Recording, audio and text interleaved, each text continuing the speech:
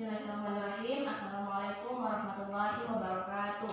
Waalaikumsalam warahmatullahi wabarakatuh. Kepada Allah senantiasa kita bersyukur, alhamdulillahirabbil alamin, dan kepada baginda Muhammad sallallahu alaihi wasallam senantiasa kita berselawat. Ya baik, bagaimana kabar adik-adik sekalian? Alhamdulillah baik ya. Alhamdulillah. Oke baik, sebelum kita memulai kegiatan kita pada hari ini, alangkah baiknya jika diawali dengan berdoa. Ada yang ingin memimpin doa? Saya Kak. Oke, silakan. Baik, untuk memulai bimbingan kelompok kita pada hari ini, alangkah baiknya kita berdoa terlebih dahulu agar kegiatan kita berjalan dengan baik. Berdoa dulu.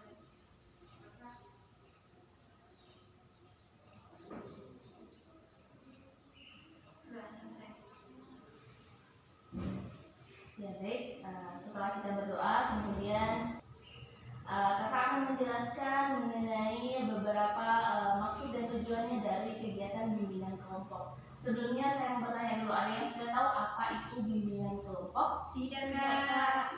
Jadi bimbingan kelompok itu untuk pengetahuan umum untuk adik-adik sekalian, bahwa dalam bimbingan kelompok ini lebih menekankan kepada suatu bimbingan kepada individu melalui perkumpulan kelompok seperti teman-teman sekalian yang ada di sini, untuk memanfaatkan dinamika supaya tercapai tujuan-tujuan bimbingan kelompok. Nah, dalam bimbingan kelompok itu biasanya saya atau yang adik-adik lihat di depan sini bisa memaparkan suatu materi tertentu. Nah, dalam pertemuan kita pada kali ini, kakak akan mencoba untuk memaparkan materi mengenai marilah kita kenali 5 bahaya stres terhadap kondisi fisik dan psikis.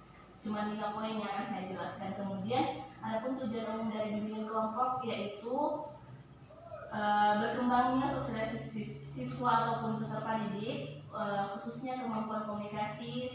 Tujuannya di sini supaya kita bisa meningkatkan tingkat komunikasinya adik-adik sekalian. Mungkin ada yang masih kaku untuk berdinamika, disinilah prosesnya kita untuk belajar. Kemudian di tujuan khususnya membahas topik-topik tertentu. Topik yang saya maksud tadi itu mengenai 5 bahaya stres terhadap kondisi fisik dan psikis. Kemudian dalam bimbingan kelompok ada beberapa asas. Yang pertama yang perlu saya jelaskan yaitu asas keterbukaan, di mana di asas keterbukaan ini adik-adik sekalian diminta untuk mampu berperan aktif dalam proses bimbingan kelompok nanti. Sampai di sini dimengerti? Mengerti. Ya baik. Oke, setelah kita menjelaskan mengenai beberapa penjelasan tentang bimbingan kelompok, ada pepatah yang mengatakan bahwa tak kenal maka tak sayang, atau bisa juga ta'aruf. Oke, saya mulai dari saya pribadi dulu ya perkenalannya. Oke, baik. Perkenalkan, nama saya Wulan Rahmadani, biasa disapa Kak Wulan, prodi bimbingan konseling Islam. Nah, nanti selanjutnya silahkan perkenalkan diri dan prodinya juga, karena sini macam-macam ya. Saya mulai dari sebelah kanan saya. Perkenalkan, nama saya Nina Sari Dewi. Hai Nina. Saya dari prodi PAI. Selanjutnya, Perkenalkan, nama saya Nuratika Asri. hai Tika. Silakan disapa dong. Hai Tika. Hai, prodi BKI. Jadi perkenalkan, nama saya Mutia Yusuf. Saya prodi manajemen pendidikan. Hai Iya, Muti. Oh ya, silakan. Perkenalkan, nama saya Kiara dari prodi perbankan syariah. Hai Ya. Oke, perkenalkan, nama saya Mentari Nur Sukma, biasa dipanggil Mentari, prodi DKI. Hai Mentari. Selanjutnya, Perkenalkan, nama saya Miftah, prodi pendidikan masyarakat. Hai Mita. oh bahasa Arab. Selanjutnya, Perkenalkan, nama saya Sri Wahyuni, biasa dipanggil Yuni, prodi sosiologi agama. hai Yuni. Kita satu fakultas. Selanjutnya, Perkenalkan, nama saya Nurafisa, prodi manajemen bisnis syariah. Hai Aziza. Oke. Jadi sejauh ini kalian sudah saling mengenal? Ya. Sudah? Karena baru macam-macam prodi ya, ada dari BKI, ada dari bahasa Arab, manajemen dan lain-lain sebagainya. Jadi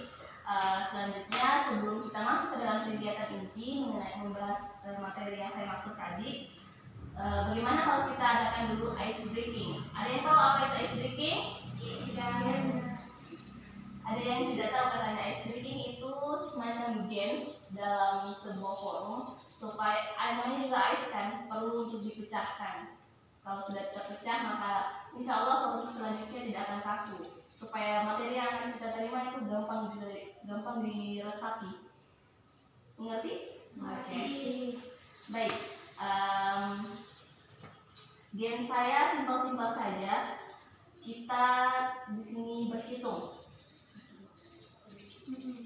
Gamesnya yaitu jika saya mengatakan 1, kalian tepuk tangan, dan jika saya mengatakan 3, kalian bilang door.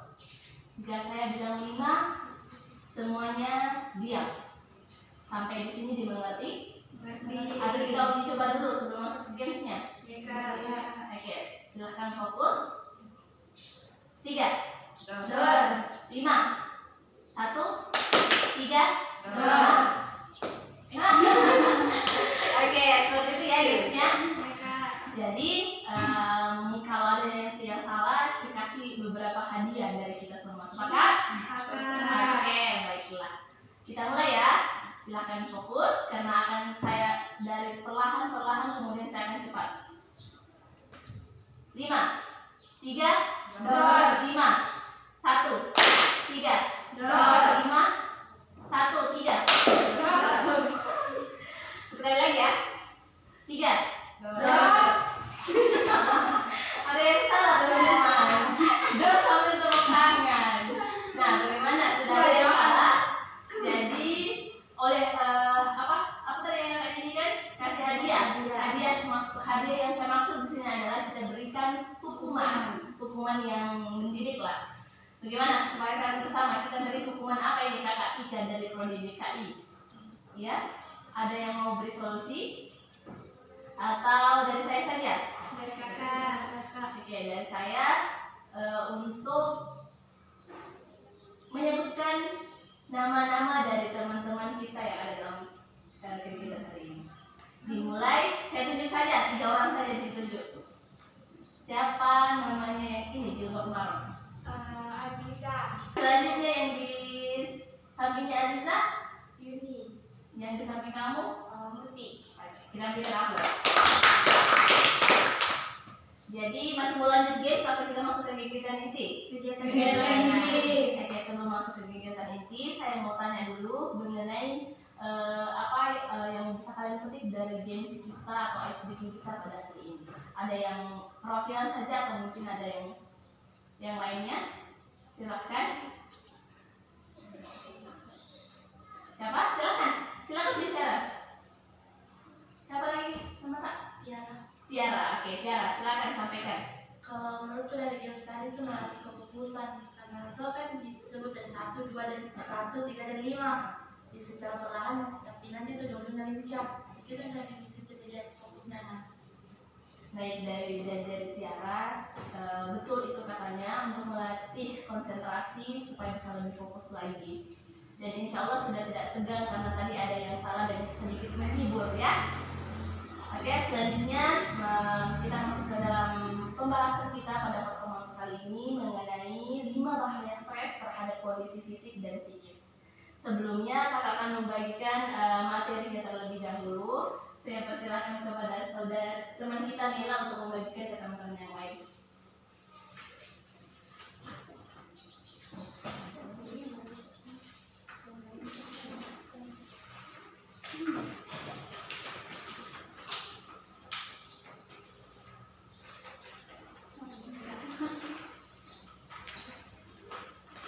Ya baik, jadi semuanya sudah mendapatkan materinya. Oke, kakak akan menjelaskan mengenai 5 bahaya stres terhadap fisik dan psikis. Nah, ciri-cirinya yang pertama yaitu merasa sering sakit kepala. Ada yang sering sakit kepala di sini? Silakan angkat tangan. Ayo jujur saja, tidak apa-apa. Siapa yang sering sakit kepala? Yang sering sakit kepala itu ciri-ciri kalian sedang mengalami stres. Jadi kalau saya pikir, oh mungkin saya stresnya mungkin karena banyak tugas atau tidak bisa kerjakan tugas dan lain-lain sebagainya.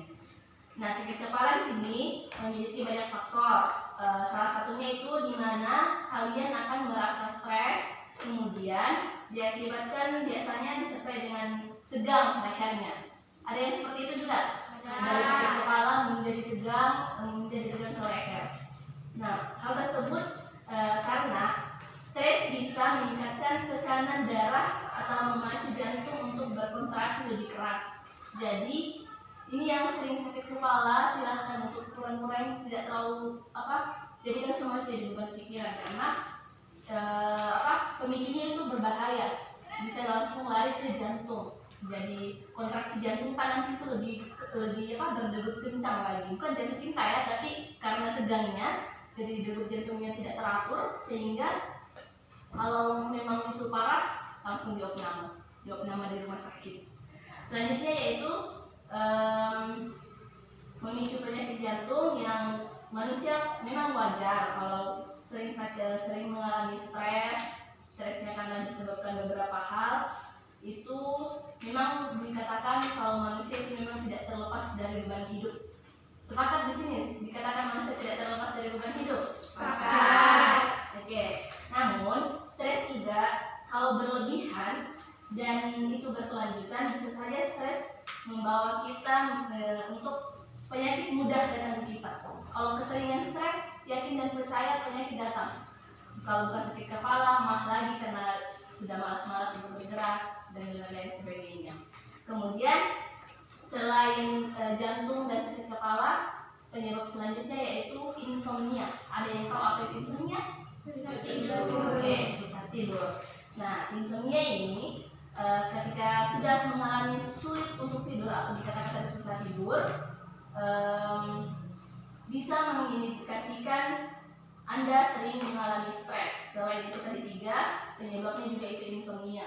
Karena kalau susah tidur berarti selalu saja ada pikiran bagaimana jalan keluarnya ini masalah yang saya hadapi. Jadi kan sudah ada 3 tadi. Apa tadi yang pertama? Sakit kepala, jantung. Yang ketiga, insomnia. Setelah insomnia, yang keempat itu pemicunya karena sering stres adalah sering lupa atau penyakit orang tua. Padahal masih muda-muda semua karena terlalu stres. Betul atau tidak? Betul. Sering lupa. Jadi sepakat ya, sering lupa. Sifat pelupa ini secara perlahan menghampiri kita kalau sering stres. Secara perlahan saja datang dan membuat pekerjaan kita semua menjadi terhambat. Karena lu sering lupa, ada ternyata tugas seperti ini yang harus kumpul. Deadline-nya jam 12, sedangkan sekarang sudah jam 11. Bagaimana itu? Jadi hindari itu. Kemudian sering lupa yang terakhir yaitu gangguan perut. Nah, ketika kita merasa stres, hal tersebut bisa menimbulkan disfungsi pada organ tubuh. Organ tubuh di sini secara sementara bahkan bisa jadi permanen. 2 pilihannya kalau sudah kena itu. Perlahannya datang atau permanen. Permanen yang dimaksud di sini pasti sering datang ke sakit yang kita rasakan. Kemudian salah satu gangguan yang sering dialami banyak orang yang merasa stres adalah itu tadi gangguan perut ketika seseorang gugup atau stres berat. Ada yang sering gugup? Gugup saat presentasi kah? Gugup saat menghadap ke dosen kah? Sering kan? Nah, kalau sering seorang gugup dan stres berat bisa saja kalau sudah gugup kemudian pikirannya terlalu berat sekali bisa jadi muncul mual atau nyeri, bahkan mulai sering dirasakan tanpa alasan. Selain mual, nyeri di sendi-sendi tertentu akan muncul. Ada kan beberapa sendinya teman-teman mungkin dari kepala atau bahasa kita ya, ulu hati atau apa sih istilah lain itu? Ada tidak ya pakai bahasa lain selain itu? Kalau saya pakai bahasa ulu hati mengerti? Okay. Atau penyakit-penyakit lainnya. Jadi untuk 5 gangguan ini tidak cukup sampai di sini saja karena pengaruhnya stres, masih banyak lagi. Tetapi yang saya jelaskan di sini juga hanya 5 poin saja yang paling sering terjadi di kawasannya mahasiswa atau mahasiswi pada saat ini karena stres. Nah, kalau misalnya kelima ini sering terulang atau terjadi dalam kehidupan kita, bisa jadi berat badannya kalian itu akan naik turun, tidak menentu.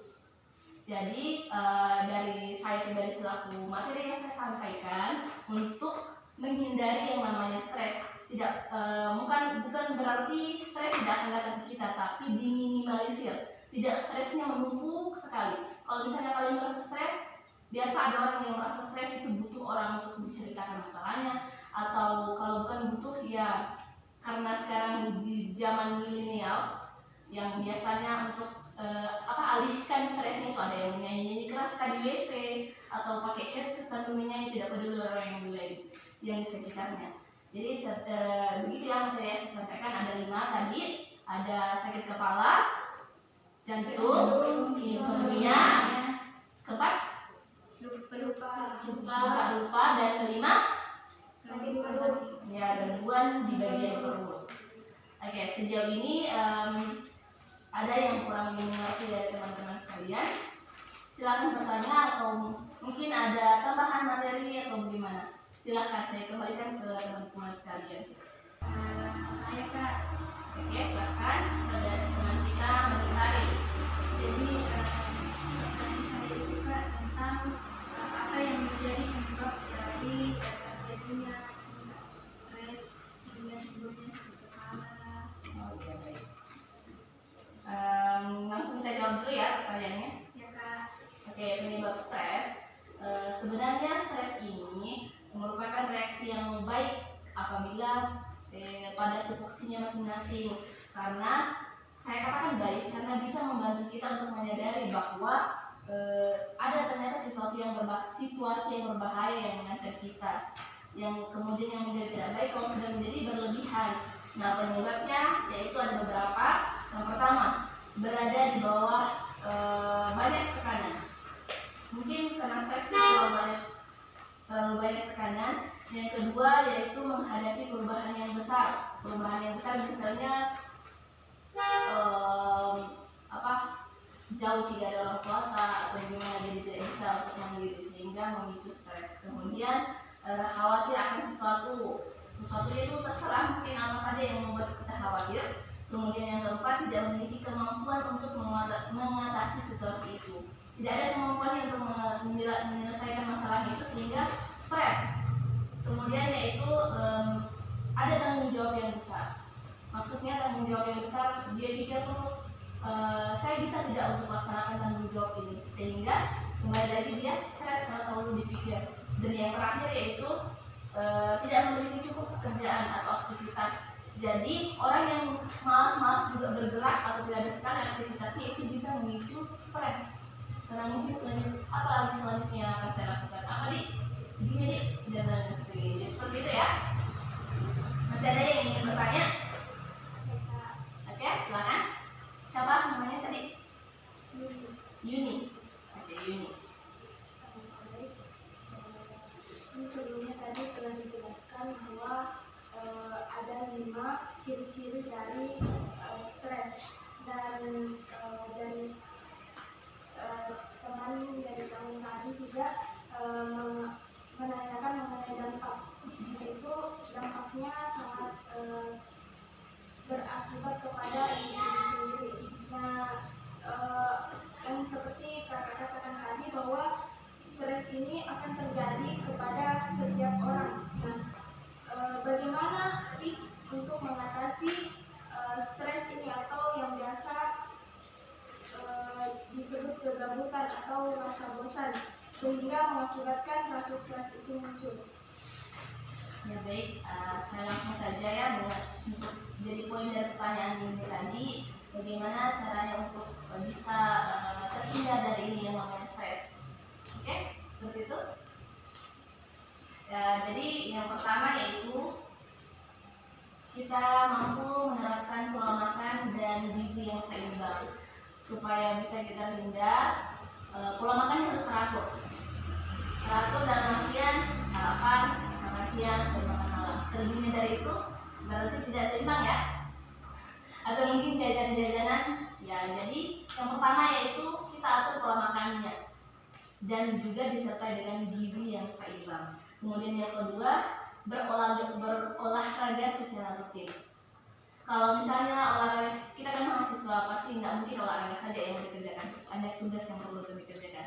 Jadi manfaatkan waktu yang ada untuk kapan kak, kalau misalnya berolahraga yang dengan yang rutin, kapan yang waktunya yang bisa. Kalau misalnya Ahad kan kita libur, sore boleh pergi berolahraga. Setidaknya dalam 1 minggu ada kegiatan olahraga. Olahraga yang dimaksud tidak perlu harus lari ke sana. Dalam kamar pun kita juga bisa berolahraga. Pemanasan kecil-kecilan atau angkat barang sehingga keluar keringat itu juga termasuk olahraga. Kemudian mengurangi konsumsi kafein. Apa saja makanan-makanan yang mengandung kafein, ada yang tahu, atau minuman saja yang kopi.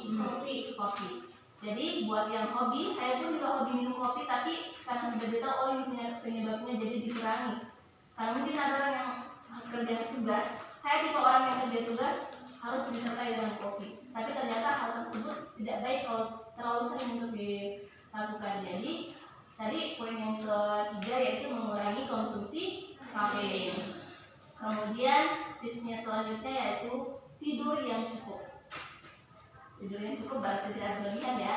Kalau misalnya tidurnya jam 10 atau jam 11, boleh ya jam 11. Kita kalau misalnya teman-teman mau bangun sholat lail atau bagaimana sebelum masuk subuh, boleh. Jadi tinggal diatur. Jadi diajar untuk manajemen waktunya, teratur. Tidurnya bisa teratur. Jangan karena tugas.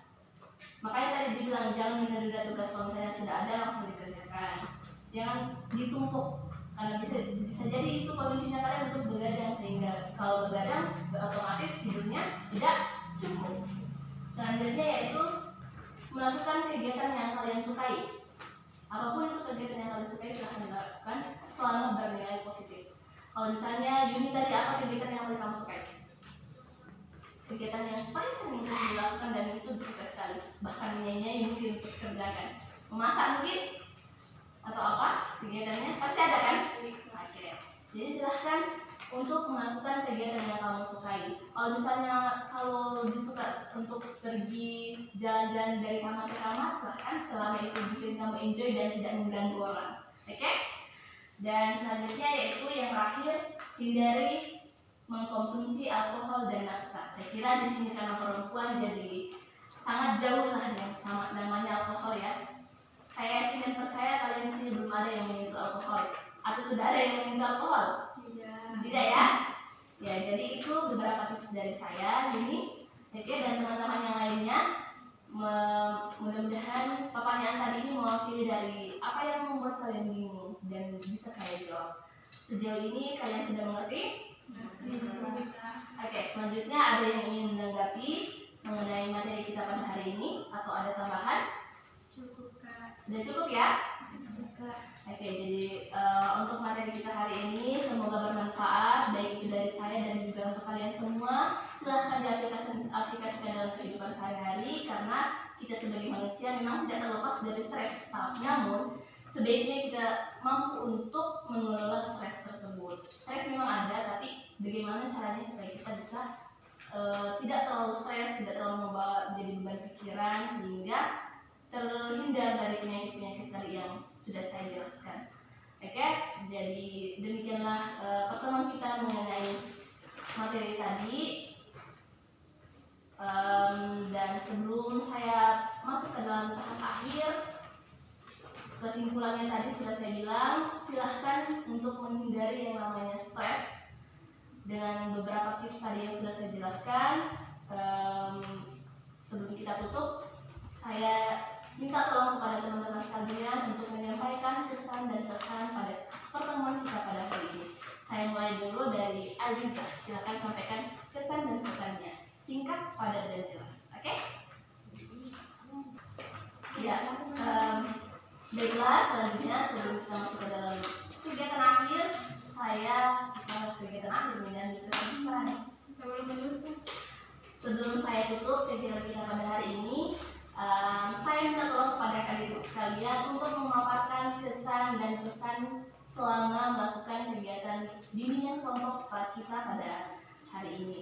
Dan saya persilakan dari sebelah kanan saya, silakan disampaikan dengan singkat, padat, dan jelas.